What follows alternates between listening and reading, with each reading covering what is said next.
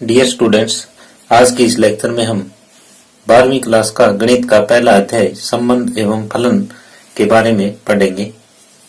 तो संबंध एवं फलन इसको पढ़ने से पहले हम 11वीं क्लास में एक बार पहुंचते हैं कि 11वीं क्लास में हमने संबंध के बारे में क्या सीखा था। तो 11वीं क्लास में हमने सबसे पहले कार्तीय गुणन के बारे में सीखा था कि कार्तीय गुणन किस प्रकार से हम ज्ञात करते हैं। तो वो उसकी एक बार हम दोहराई करवाते हैं आपको। जैसे हमारे पास दो ऐरिक समुच्चय होते हैं कि 1, 2, 3 इसके ये अवयव हैं और दूसरा ऐरिक समुच्चय है 7, 8, 9। हमने कोई दो ऐरिक समुच्चय ले लिए तो इनका हमें कार्तीय गुणनफल ज्ञात करना है।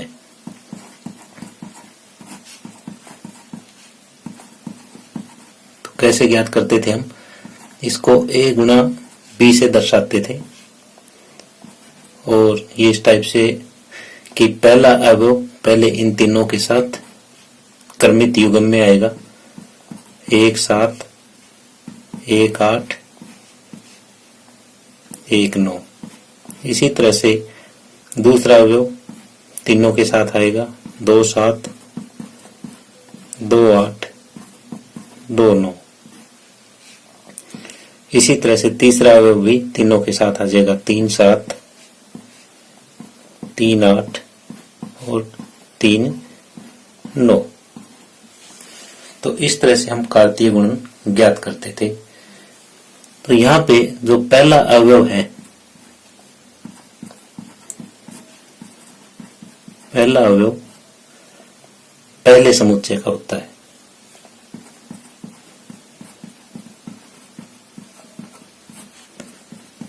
और जो दूसरा अवयव है वो दूसरे समुच्चय से होगा।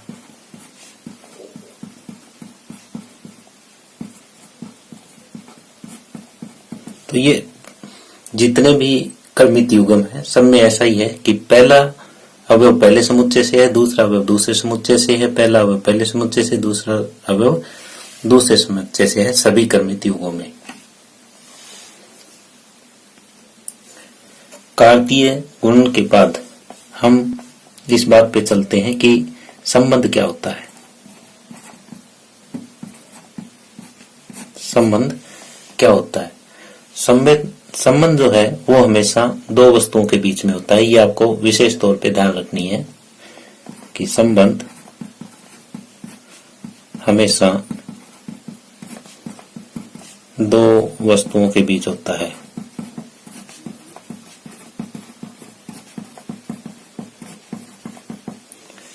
कैसे? जैसे मैं एक एग्जांपल ले रहा हूं यहाँ पे, राम सोहन का पिता है। एक एग्जांपल और लेता हूं, ए बी पी क्यू के समानांतर है। यहां देखो, राम और सोहन के बीच में संबंध है। किसका है? पिता का है। यानी यहाँ पे दो आदमी हैं और उनका आपस में संबंध है। अब ए बी पी क्यू के समांतर है। अब यहाँ दो रेखाओं का संबंध है और कैसा संबंध है कि वे दोनों समांतर है। तो इस हिसाब से हम संबंध स्थापित कर सकते हैं। और जैसा हमने ये दो समुच्चय लिए थे, अब इनके बीच में किस तरह से संबंध स्थापित होगा ये दर्शाते हैं। जैसे मान लिया ये समुच्चय ए हमने माना था, इसमें अवयव 1, 2, 3 है। एक दूसरा समुच्चय और मानना था बी, इसमें 7, 8 और 9 ये अवयव है। अब हमें एक संबंध आर स्थापित करना है ए से बी के बीच में, यानी सभी क्रमित युग्मों का समुच्चय। ये संबंध आर इस टाइप से है कि b बराबर a+5 लिया हमने, जहां पे a जो है पहले समुच्चय से संबंध रखता है और b दूसरे समुच्चय से संबंध रखता है। इस तरह से हमने एक ये संबंध स्थापित किया। अब यहाँ पे क्या है हमारे पास, b बराबर a+5 है। अब a में देखो पहला एलिमेंट क्या है, 1 है। अगर a की जगह हम 1 रखते हैं तो b कितना आता है,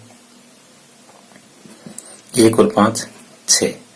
अगर a की जगह 2 रखते हैं तो b की जगह कितना आएगा, 7।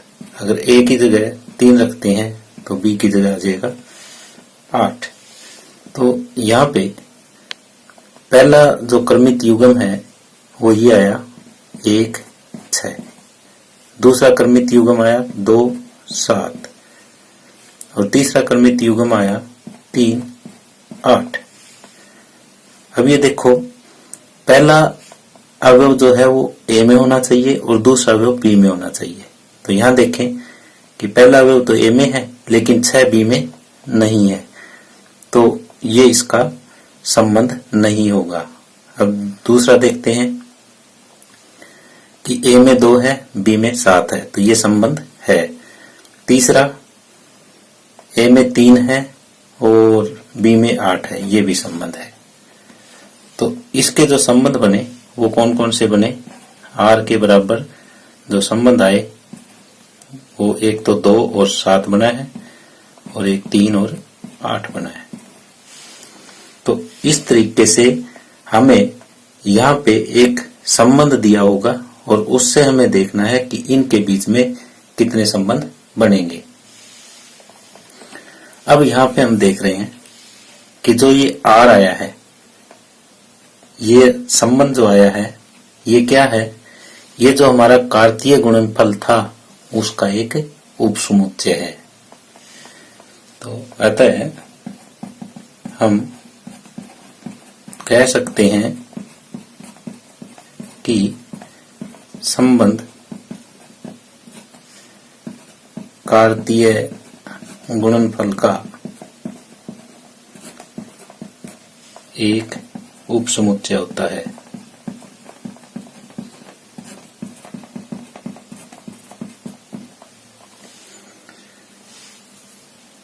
डियर स्टूडेंट्स, हमने 11वीं क्लास में भी संबंध पढ़े थे और अब 12वीं क्लास में भी पढ़ रहे हैं, लेकिन इन दोनों में डिफरेंस है। वो डिफरेंस क्या है ये चीज हम आपके साथ डिस्कस कर रहे हैं कि जैसे 11वीं क्लास में हमने जो पढ़ा वो ये था कि हमारे पास 2 समुच्चय होते थे, A और समुच्चय B, और जो हम संबंध स्थापित करते थे वो A के अवयवों का संबंध B के अवयवों से संबंध स्थापित करते थे। जैसे संबंध R इस टाइप से दर्शाया जाता था, ये क्रमित युग्म के रूप में दर्शाया जाता था, जैसे हमने क्रमित युग्म लिखा है। और इन दोनों अवयवों के बीच आपस में कोई संबंध होता था, जहां पे पहला अवयव पहले समुच्चय से होता था और दूसरा अवयव दूसरे समुच्चय से होता था। यानी पहला अवयव पहले समुच्चय से संबंध रखता था और दूसरा अवयव दूसरे समुच्चय से संबंध रखता था। लेकिन अब क्या है 12वीं क्लास में ये है कि हमारे पास B की जगह भी A है, समुच्चय B की जगह भी समुच्चय A ही है। यानी जो यहाँ पे अवयव है वही सेम अवयव यहाँ है, सिर्फ आपको इतना ही ध्यान में रखना है। तो यहाँ जो संबंध स्थापित होगा वो इस टाइप का होगा, वो क्रमित युग्म के रूप में तो होगा और इनका भी आपस में रिलेशन होगा, लेकिन ये दोनों के दोनों जो है ना वो A से ही संबंध रखते होंगे। यानी जो पहला अवयव है वो भी A से संबंध रखता है और जो दूसरा अवयव है वो भी A से ही संबंध रखेगा। सिर्फ इतना ही अंतर है कि यहाँ 11वीं क्लास में 2 अलग अलग समुच्चय होते थे और 12वीं क्लास में दोनों समुच्चय सेम रहेंगे। आगे है संबंधों का प्रकार।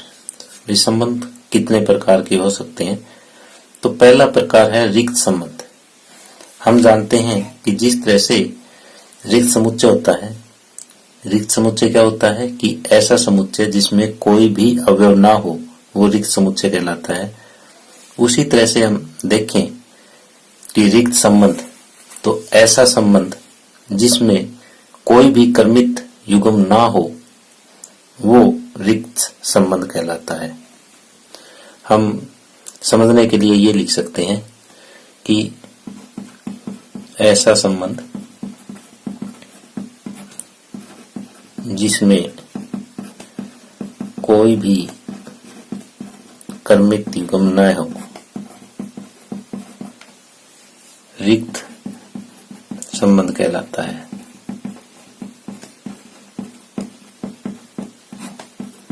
यानी इस परिभाषा को हमने समुच्चय की परिभाषा से जोड़ा है। जैसे रिक्त समुच्चय की परिभाषा होती है, उसी तरह से हम रिक्त संबंध की परिभाषा यहाँ पे बना रहे हैं।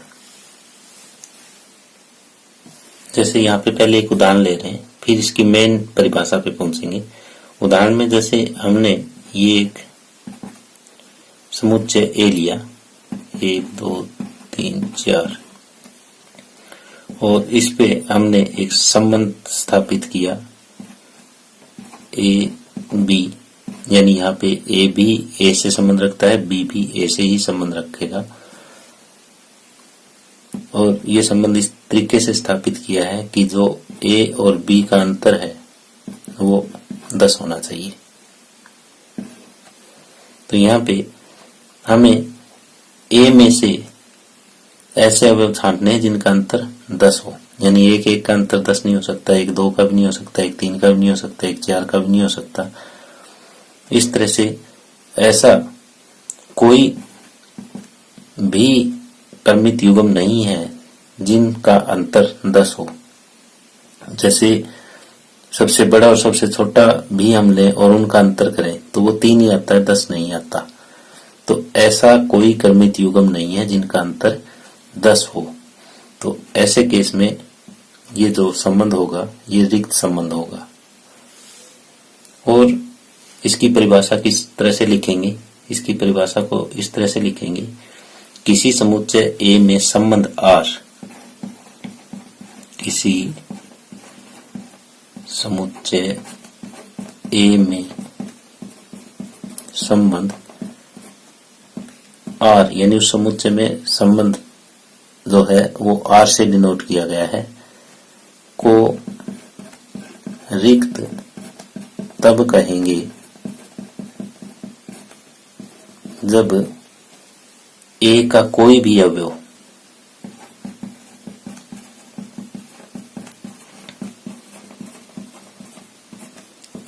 ए के किसी भी अवयव से संबंधित न हो।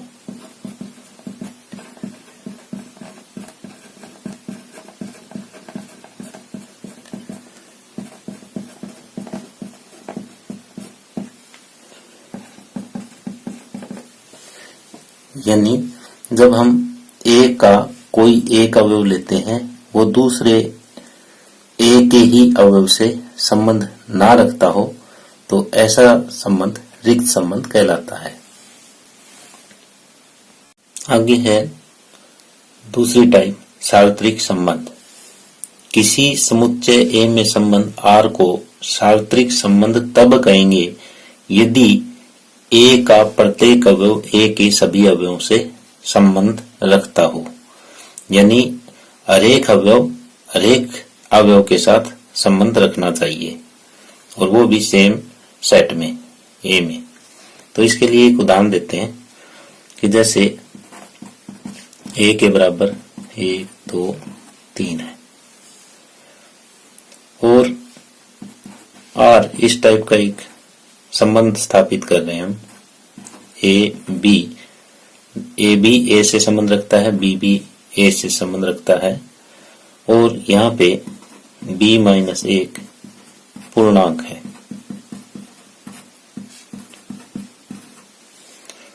अब b-1 पूर्णांक है, यानी यहाँ पे जो हम क्रमित युग्म a और b का मान रखेंगे वो एक पूर्णांक होना चाहिए, वही हमारा संबंध है। तो संबंध में जो क्रमित युग्म आएंगे वो कैसे आएंगे, जैसे पहला अवयव हमने 1 लिया, 1 का इन सभी के साथ संबंध स्थापित करके देखते हैं कि क्या संबंध बनता है। जैसे 1-1 दोनों का अंतर कितना हुआ, 0, 0 एक पूर्णांक है तो ये R में आएगा।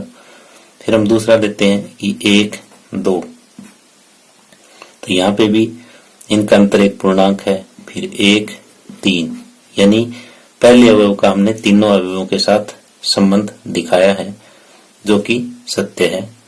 अब दूसरे का पहले के साथ ये भी एक पूर्णांक बनेगा अंतर, दूसरे का दूसरे के साथ इनका अंतर भी एक पूर्णांक है, दूसरे का तीसरे के साथ ये भी अंतर एक पूर्णांक है। अब तीसरे का पहले के साथ ये भी पूर्णांक, तीसरे का दूसरे के साथ ये भी पूर्णांक और तीसरे का तीसरे के साथ ये भी पूर्णांक। यानी यहाँ हमने क्या देखा, हमने ये देखा कि A के प्रत्येक अवयव का संबंध A के सभी अवयवों के साथ है। यानी अगर हम A क्रॉस A भी करें तो वो भी यही सेम चीज आएगी, यानी A का कार्तीय गुणनफल A के साथ करें तो वो भी सेम चीज ही आएगी।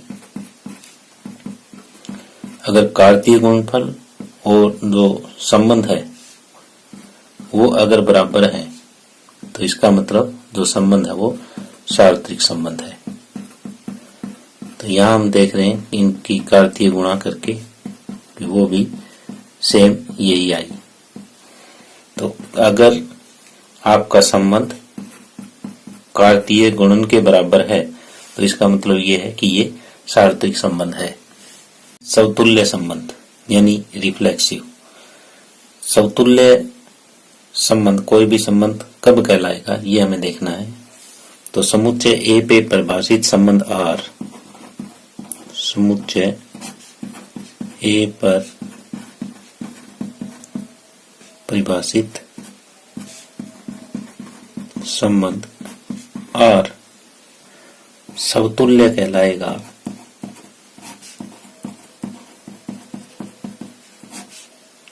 यदि प्रत्येक A अगर A से संबंध रखता है तो A R से संबंध रखेगा। यानी जितने भी अवयव A में हैं उन सभी के लिए A R से संबंध रखेगा, यानी पहला अवयव और दूसरा अवयव दोनों सेम होने चाहिए। अब दूसरा है सममित यानी सिमेट्रिक। ये भी इसी तरीके से लिखेंगे कि समुच्चय A पे परिभाषित संबंध R, समुच्चय A पर परिभाषित संबंध R सममित कहलाएगा यदि प्रत्येक, इसमें दो लेंगे हम, A1 A2 अगर A से संबंध रखता है के लिए, अगर A1 A2 R से संबंध रखता है, इससे हमें क्या प्राप्त हो, इससे यह प्राप्त हो कि A2 A1 भी R से संबंध रखेगा।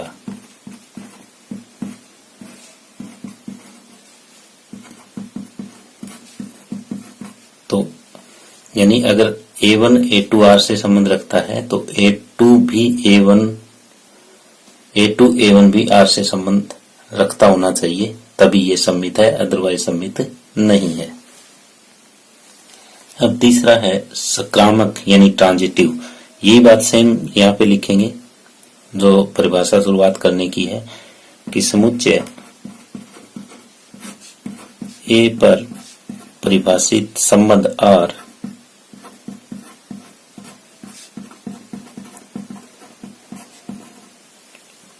संक्रामक कहलाता है यदि प्रत्येक, जैसे पहले में हमने एक लिया था, इसमें दो अवयव लिए थे, इसमें तीन लेंगे। प्रत्येक A1, A2, A3 संबंध रखता है A के लिए हमें A1, A2 R से संबंध रखता है तथा A2, A3 से संबंध रखता है। तो इन दोनों से हमें क्या प्राप्त हो कि पहला अवयव और ये लास्ट का अवयव है ये भी R से संबंध रखे। A1, A3 संबंध रखता है R प्राप्त हो, यानी इसमें तीन अवयव हम लेंगे। पहला दूसरा R से संबंध रखता है, दूसरा तीसरा भी R से संबंध रखता है। तो पहला और तीसरा भी R से संबंध रखता होना चाहिए, तभी ये संक्रामक है, अदरवाइज संक्रामक नहीं है। अब हम एक उदाहरण लेते हैं जिसमें आपको ये तीनों परिभाषाएं समतुल्य, सम्मित और संक्रामक की क्लियर हो जाएगी। जैसे हमने एक समुच्चय A लिया और उस पे संबंध R इस तरह से दर्शाया है, तो पहले हम ये चेक करते हैं कि ये समतुल्य है, फिर ये चेक करेंगे कि ये सम्मित है कि नहीं है, फिर ये चेक करेंगे कि ये संक्रामक है कि नहीं है। तो पहले समतुल्य चेक करेंगे कि ये समतुल्य है या नहीं है। समतुल्य की परिभाषा क्या है कि प्रत्येक A अगर A से संबंध रखता है तो A R से संबंध रखता होना चाहिए। तो यहाँ A की जगह 1 है, 2 है, 3 है, 4 है। तो R में हमारा क्या होना चाहिए? R में 1 1 भी होना चाहिए, 2 2 भी होना चाहिए, 3 3 भी होना चाहिए और 4 4 भी होना चाहिए। अगर ये चारों चीजें हैं, जैसे A में 1 2 3 4 है, तो ये चारों इस तरह से अगर R में है तो समतुल्य है, नहीं तो समतुल्य नहीं है। चेक करते हैं। 1 1 भी यहाँ मौजूद है, 2 2 भी है, 3 3 भी है और 4 4 भी है। तो चारों यहाँ पे मौजूद है, तो इसका मतलब जो R है वो समतुल्य है, R समतुल्य है। अगर इनमें से एक भी नहीं होता, जैसे मान लिया कि ये 3 3 नहीं होता यहाँ पे, तो ऐसे केस में ये समतुल्य नहीं होता, क्योंकि प्रत्येक A के लिए सेटिस्फाई नहीं होता। अब हम सम्मित चेक करते हैं इसका। सम्मित क्या कहता है कि प्रत्येक A1 A2 अगर A से संबंध रखता है और यहाँ पे A1 A2 जो ऑर्डर पे है वो R से संबंध रखे और इसका विपरीत भी इसी R में होना चाहिए, यानी पहले वाला बाद में, बाद वाला पहले भी R में होगा तो ये सम्मित है, अदरवाइज सम्मित नहीं है। यहाँ देखते हैं, जिस तरह से जो दोनों एक जैसे हैं उनको तो हम छोड़ देंगे, बचे हुए में चेक करेंगे। जैसे 1 2 हमारा R में है, तो ये होना चाहिए कि 2 1 भी R में हो, 2 1 भी R में है, 1 2 R में है तो 2 1 भी R में है, तो इसका मतलब ये सम्मित है, क्योंकि और तो कोई अवयव बचा ही नहीं, बाकी तो सारे ये डबलेट थे, यानी जो दोनों एक जैसे थे वो है, और बचे दो में जो ये संबंध बन रहा है ये सम्मित संबंध बन रहा है, क्योंकि 1 2 अगर R से संबंध रखता है तो 2 1 भी R में है, तो इसका मतलब ये R सम्मित है। तीसरा हम चेक करते हैं संक्रामक है कि नहीं है।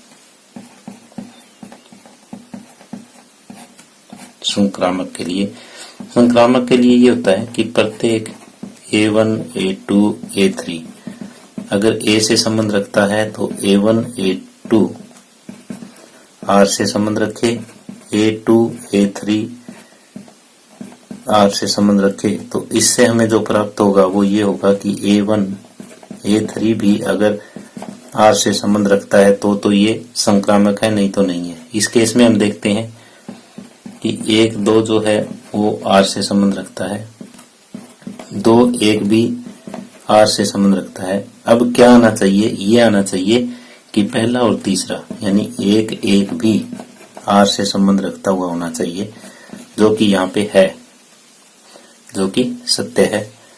तो अतः ये संक्रामक भी है। अतः दिया गया जो उदाहरण है वो समतुल्य भी है, सम्मित भी है और संक्रामक भी है। यानी ये तीनों कंडीशन पूरी करता है दिया हुआ उदाहरण। अब हम आपके सामने एक ऐसा उदाहरण ले रहे हैं जो इन तीनों में से किसी भी कंडीशन को पूरा नहीं करता। तो इस उदाहरण में हमें ये है कि समुच्चय ए में वही एलिमेंट लिए हमने 1 2 3 4 और आर इस तरह से दर्शाया है 1 2 3 4 और 4 3, ये संबंध दर्शा लिया। अब दिखाना है कि ये संबंध समतुल्य है, सम्मित है या संक्रामक है या तीनों ही नहीं है। तो पहले हम समतुल्य चेक करते हैं। समतुल्य के लिए हमारे आर में क्या क्या होने चाहिए, आर में कौन कौन से अवयव होने चाहिए, 1 1 होना चाहिए, 2 2 होना चाहिए, 3 3 होना चाहिए और 4 4 भी होना चाहिए। ये अवयव होने चाहिए क्योंकि यहाँ पे ये 4 दे रखा है। तो यहाँ पे हम देख रहे हैं तो न तो 1 1 है, न 2 2 है, न 3 3 है, न 4 4 है। तो यहाँ 1 भी नहीं है, तो ये समतुल्य नहीं है।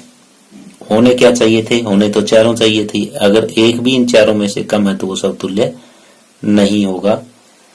तो यहाँ पे ये लिख सकते हैं कि क्योंकि 1 1 संबंध आर में नहीं है, अतः ये समतुल्य नहीं है। अब दूसरा सम्मित चेक करते हैं।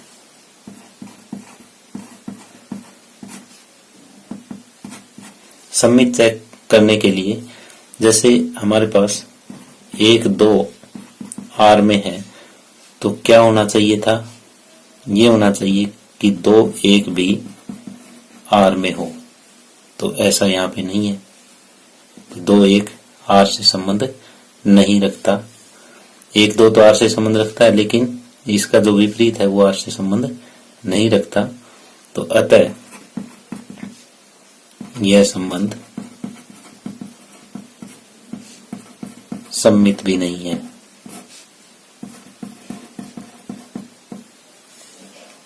अब तीसरा हम लेते हैं संक्रामक।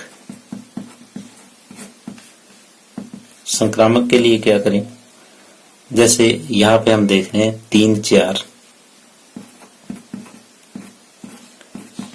आर में है और साथ में 4 3 भी आर में है। तो संक्रामक क्या कहता है कि अगर ए बी आर में है, बी सी आर में है तो ए सी भी आर में होना चाहिए, तो संक्रामक है, नहीं तो नहीं है। तो यहाँ से क्या होना चाहिए था, यहाँ से ये होना चाहिए था कि 3 3 यानी पहला और लास्ट ये भी कहाँ हो, आर में होना चाहिए, लेकिन ऐसा नहीं है। तो अतः यह संबंध संक्रामक भी नहीं है।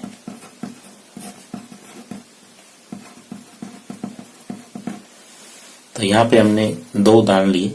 पहला उदाहरण ये लिया था कि जिसमें हमारा जो संबंध था समतुल्य भी था, सम्मित था और संक्रामक भी था। और दूसरे उदाहरण में हमने ये लिया कि हमारा जो रिलेशन है वो न तो समतुल्य है, न सम्मित है और न ही संक्रामक है।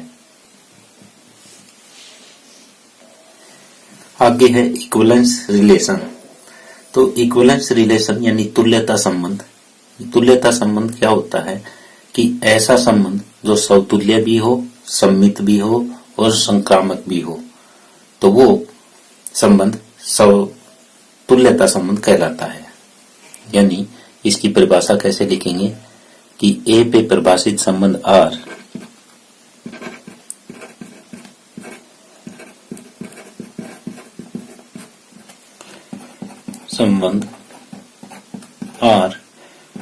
तुल्यता संबंध कहलाता है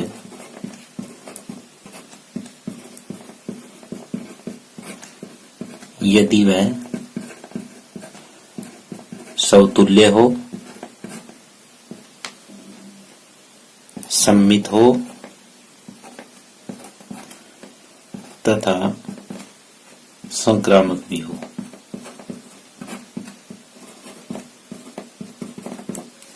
यानी तुल्यता संबंध किसे कहेंगे? ऐसा संबंध जो समतुल्य, सममित और संक्रामक तीनों हो, वो तुल्यता संबंध कहलाता है, यानी इक्विवेलेंस रिलेशन कहलाता है।